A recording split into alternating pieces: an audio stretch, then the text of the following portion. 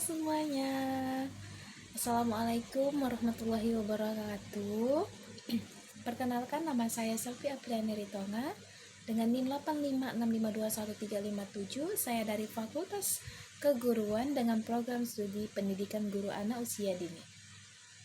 Nah, di sini saya akan mengilustrasikan tentang RPPH yang saya buat di tugas 1 kemarin mengenai cara menangani anak dengan gangguan bicara. Nah, adapun tema yang saya ambil di sini untuk menangani anak dengan gangguan bicara yaitu tema diri sendiri. Nah, sebelum pada intinya, saya akan menjelaskan tentang anak dengan gangguan bicara atau komunikasi. Anak yang mengalami gangguan bicara atau komunikasi ini biasanya anak yang mengalami kesulitan dalam menghasilkan tuturan suara, menggunakan bahasa ujaran berkomunikasi, atau biasanya kesulitan sekali dalam memahami apa yang dikatakan orang lain. Nah, anak dengan gangguan bicara itu terbagi menjadi dua. Yang pertama yaitu gangguan bicara atau bahasa ekspresif. Yang kedua yaitu gangguan bicara atau komunikasi yang gagap. Nah, yang pertama di sini saya akan menjelaskan tentang gangguan bicara atau bahasa ekspresif. Nah, gangguan bicara atau ekspresif ini yaitu suatu gangguan yang terjadi saat seorang anak berkomunikasi dengan ditandainya ketidakmampuan dalam memahami atau dalam mengungkapkan perasaannya atau ide-idenya. Meskipun pemahaman bicaranya itu terlihat seperti normal saja ya, tidak ada gangguan sama sekali. Namun mereka itu memang sangat cenderung sekali kesulitan dalam memberikan idenya atau menyampaikan perasaannya. Nah, biasanya anak yang mengalami gangguan bicara atau bahasa ekspresif ini faktornya itu yang pertama biasanya faktor genetik. Yang kedua faktor dari fungsi otak, yang ketiga itu ada faktor dari fungsi telinga, yang keempat itu biasanya faktor dari lingkungan sekitarnya. Nah, biasanya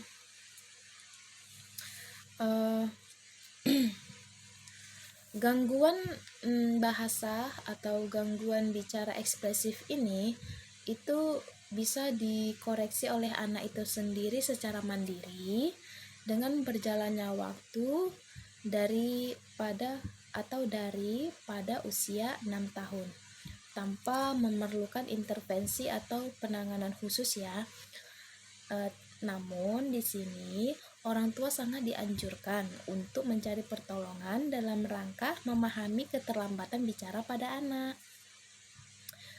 Cobalah mulai dengan menggali minat anak, seperti mungkin anak itu menyukai yang namanya menggambar. Nah, cobalah untuk menggali minatnya tersebut. Dan orang tua dari anak tersebut disarankan agar menggunakan media gambar untuk merangsang anak bicara. Misalnya saat untuk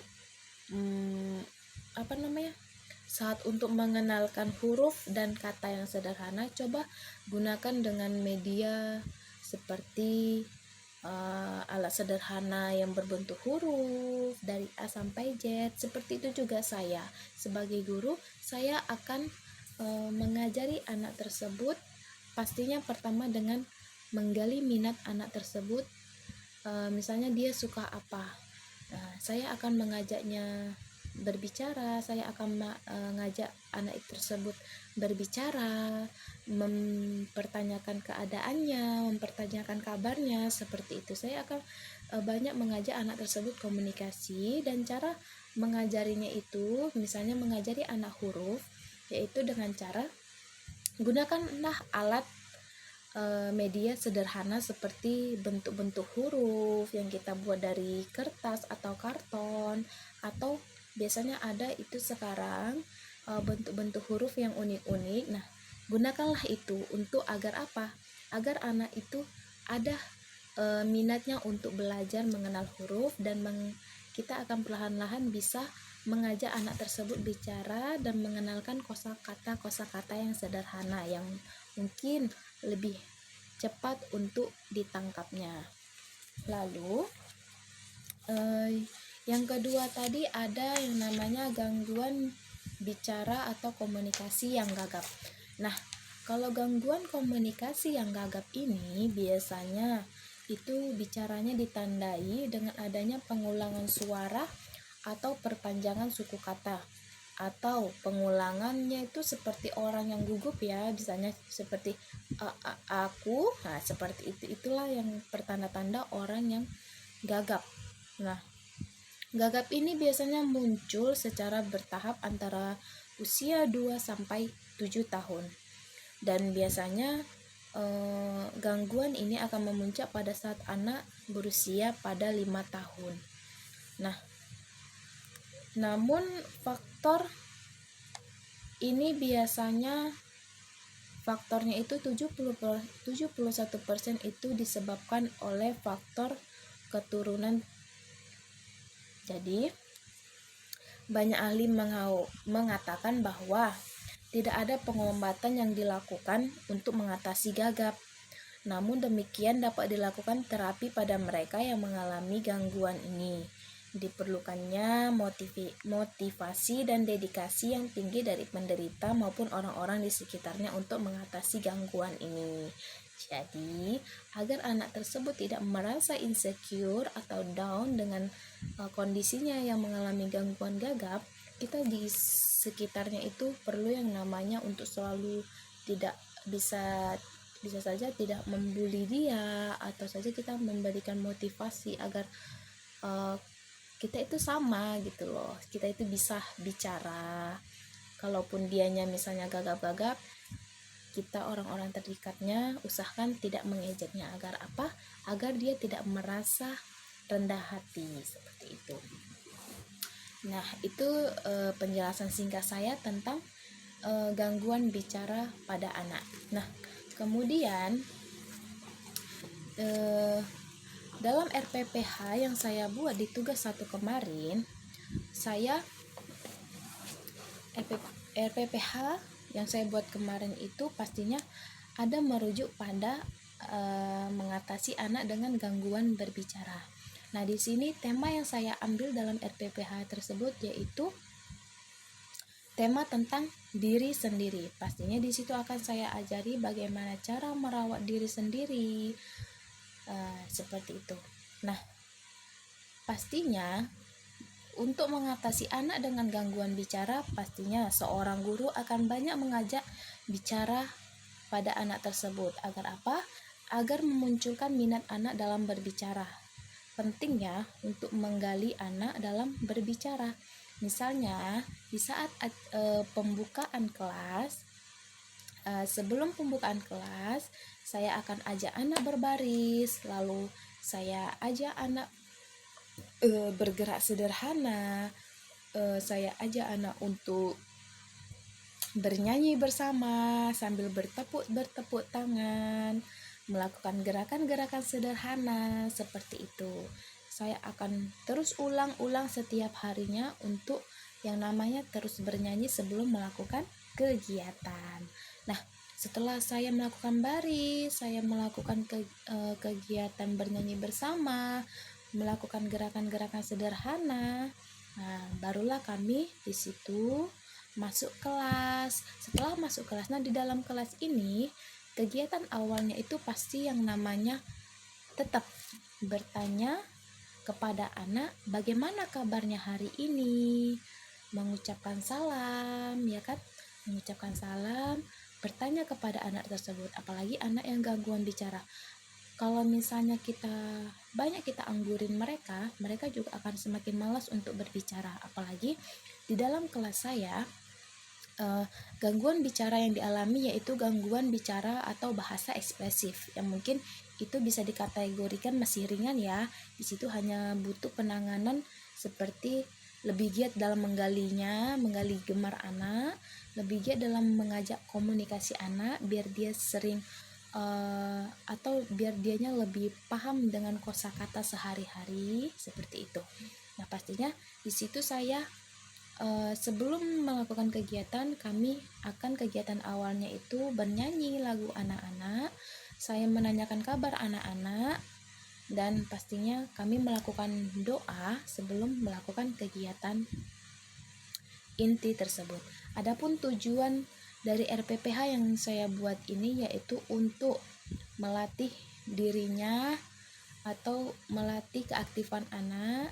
Saya akan melatih kemampuan anak dalam membersihkan dirinya, melatih anak dalam motorik halusnya, seperti saya nanti akan melakukan kegiatan mengisi pola, mewarnai, dan mengikuti atau meniru tulisan yang saya buat. Nah, pertama di situ saya melakukan kegiatan inti yang saya lakukan pertama yaitu kami melakukan membersihkan lingkungan apotik hidup, seperti kami sudah menanam sayuran kangkung. Jadi di situ kami untuk membersihkan ulang di sekitar halaman kangkung tersebut, kami bersihkan bersama. Saya ajak anak-anak untuk bergerak aktif, dan saya pastinya di situ bertanya, tanaman apa ini? Saya usahakan untuk bertanya kepada anak agar anak itu bisa melatih bicaranya dan dianya akan menjawab. Jadi di situ akan mensimulasi perkembangan berbicara anak. Jadi setelah itu saya suruh mereka membersihkan. Setelah itu saya suruh mereka membersihkan tangan mereka. Jadi penting yang namanya membersihkan diri sendiri, menjaga dan menyayangi diri sendiri agar tetap sehat. Nah, setelah itu kegiatan selanjutnya di dalam kelas yaitu kegiatan motorik halus, yaitu mengisi pola gambar kangkung. Dengan apa? Itu tadi saya menyuruh anak untuk di saat tadi kegiatan pertamanya itu saat membersihkan lingkungan halaman kangkung tersebut, saya menyuruh anak untuk mencari daun yang masih hijau. Nah, jadi daun yang masih hijau itu saya suruh anak-anak untuk mengisi pola kangkung tadi. Jadi di situ saya melatih motorik halus anak, motorik halus anak itu. Di situ anak merasa bahagia, banyak melakukan kegiatan gitu ya kan. Pastinya saya bertanya dan mengulang apa yang Bunda suruh, apa yang Bunda ini. Nah, mereka pasti perlahan-lahan akan menjawab. Dengan keinginan mereka akan menjawab, tadi Bunda menyuruh kami untuk mengisi pola ini, seperti itu. Walaupun dengan mungkin mereka agak kesulitan dalam berbicara, namun mereka perlahan-lahan sudah mampu mengekspresikan gitu ya kan, mengekspresikan apa tadi yang disuruh sama Bunda, seperti itu. Nah, lalu kegiatan yang ketiga yaitu saya menyuruh anak-anak untuk mewarnai. Nah, setelah tadi mengisi pola, saya juga menyuruh anak untuk mewarnai. Yang pastinya untuk apa? Untuk menggali minat anak. Biasanya anak-anak ini suka ya kan, namanya beragam-ragam warna. Jadi di situ pasti saya akan selipkan yang namanya mewarnai di situ. Itu tadi biar apa? Biar anak tetap kayak semangat gitu dalam keinginan belajarnya di situ. Nah, di situ juga saat belajar mewarnai, saya juga ada bertanya kepada anak, ini warna apa, seperti itu. Misalnya sekali saya bertanya tidak dijawab, saya akan ulang kembali, anak Bunda ini warna apa, sampai mereka menyebutkan warna yang mereka buat, seperti itu. Jadi disitulah tadi saya melatih anak yang mengalami gangguan bicara, apalagi ini hanya mengalami gangguan bicara bahasa ekspresif, yang pastinya hanya butuh kesabaran dari seorang guru untuk bisa menstimulasi perkembangan bahasa anak tadi ya kan. Nah, di situ saya menggali minat anak. Jadinya di situ kan anak otomatis saat mereka senang, mereka akan mau gitu berbicara, seperti itu. saya akan menunjukkan kosakatanya seperti itu. Nah, selanjutnya terakhir, setelah mewarnai dan mengisi pola, saya mengajak anak untuk mengikuti, meniru tulisan yang saya buat di papan tulis. Seperti itu. Pastinya kalau ada yang belum mampu juga, saya akan menuntun mereka menulis perlahan di buku mereka dengan satu kata. Misalnya, saya menyuruh anak menulis tulisan kangkung. Nah, di situ sebelum anak-anak menulisnya, saya akan menulis terlebih dahulu di papan tulis. Setelah saya tulis, lalu saya ajak anak untuk mengenal huruf. Nah, pastinya saya akan adakan namanya alat bantu ya. Alat bantunya itu pastinya seperti media yang berbentuk huruf, dari huruf K, lalu A, N, G, K, U, N, dan G. Nah, di situ saya akan tunjukkan ini huruf apa sampai mereka mau menyebutkannya. Dan diulangin terus sampai mereka bisa menyebutkan yang namanya kangkung, seperti itu. Jadi, dengan hal sederhana itu akan mengatasi yang namanya gangguan bicara anak. Setelah mereka menyebutkan, barulah mereka saya suruh untuk menirukan tulisan kangkung tersebut, lalu dituliskan di buku mereka masing-masing. Bila ada juga yang masih bingung, saya akan mengulanginya lagi. Saya akan menuntunnya agar anak bisa menuliskan tulisan seperti yang saya tulis di papan tulis, yaitu tulisan kangkung. Dan saya akan pastinya setelah mereka selesai menulis, saya akan mengulang, ini tadi huruf apa, ini tadi kata apa. Nah, sampai mereka mau berbicara dan menyebutkan huruf-huruf apa saja tadi, seperti itu. Nah, setelah itu, itulah tadi kegiatan inti untuk melatih yang namanya itulah tadi ada kegiatan awal, kegiatan intinya yang pastinya di situ saya selingin untuk yang namanya mengatasi anak yang mengalami gangguan bicara. Nah, gangguan bicaranya di sini yaitu gangguan bicara bahasa ekspresif yang bisa dikategorikan masih ringan, yang penanganannya hanya butuh pengulangan atau dengan cara menggali minat anak, pengulangan kosakata yang sederhana dengan menggunakan alat media yang mungkin unik ya, yang bisa menggali semangat anak, seperti itu.